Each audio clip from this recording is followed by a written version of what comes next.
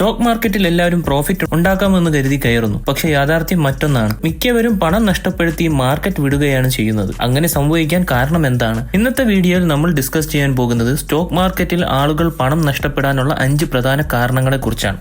Reason number 1, അറിവില്ലാതെ നിക്ഷേപിക്കുക. പലരും കേട്ടുകേൾവിയിൽ ഇത് നല്ല ഷെയർ ആണെന്ന് സുഹൃത്ത് പറഞ്ഞു, ടിവിയിൽ പറഞ്ഞത് കണ്ടു എന്നിങ്ങനെയുള്ള ഫേക്ക് ഇൻഫോർമേഷൻസ് വെച്ചാണ് സ്റ്റോക്ക് മാർക്കറ്റ് തുടങ്ങാൻ നീക്കുന്നത്. പക്ഷേ സ്റ്റോക്ക് മാർക്കറ്റിൽ അറിവില്ലെങ്കിൽ അത് ഗാംബ്ലിംഗ് പോലെ തന്നെ ആകുന്നു. ഓരോ കമ്പനിക്കും പിന്നിൽ ഒരു ബിസിനസ് സ്റ്റോറിയുണ്ട്. അതിന്റെ പ്രോഫിറ്റ്, ഡെപ്റ്റ്, ഫ്യൂച്ചർ ഗ്രോത്ത് ഇതൊക്കെ മനസ്സിലാക്കാതെ പണം ഇടുന്നത് വലിയ മിസ്റ്റേക്കാണ്. മാർക്കറ്റിൽ കയറുന്നതിന് മുൻപ് ബേസിക് ഫിനാൻഷ്യൽ എഡ്യൂക്കേഷൻ നേടുക, ഫണ്ടമെന്റൽ അനാലിസിസ് പഠിക്കുക.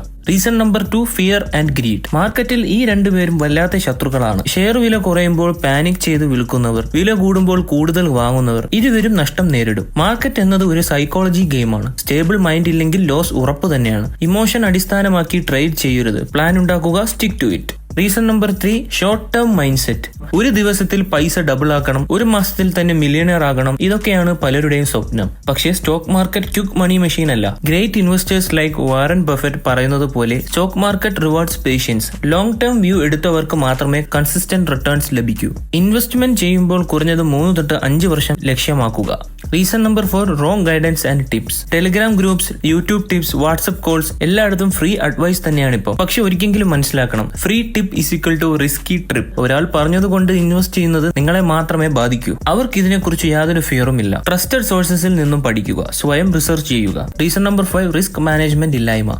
റിസ്ക് മാനേജ്മെന്റ് ഇല്ലാത്തവരാണ് മാർക്കറ്റിൽ വൻ നഷ്ടം നേരിടുന്നത്. സ്റ്റോപ്പ് ലോസ് വെക്കാതെ ട്രേഡ് ചെയ്യുക, ഡൈവേഴ്സിഫിക്കേഷൻ ഇല്ലാതെ എല്ലാം ഒരേ ഷെയറിൽ ഇടുക, ഇവയൊക്കെ വലിയ മണ്ടത്തരങ്ങൾ തന്നെയാണ്. എപ്പോഴും ലോസ് കൺട്രോൾ ചെയ്യാനുള്ള പ്ലാൻ വേണം. 1 തൊട്ട് 2% വരെ stop loss, proper portfolio balance എന്നിവയൊക്കെ അനിവാര്യമാണ്.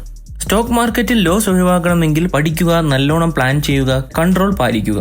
ഈ വീഡിയോ ഇൻഫോർമേറ്റീവ് ആയി തോന്നിയെങ്കിൽ ലൈക്ക് ചെയ്യാനും സബ്സ്ക്രൈബ് ചെയ്യാനും കമന്റ് ചെയ്യാനും മറക്കല്ലേ. പുതിയൊരു വീഡിയോ ആയിട്ട് വീണ്ടും കാണാം. ബൈ.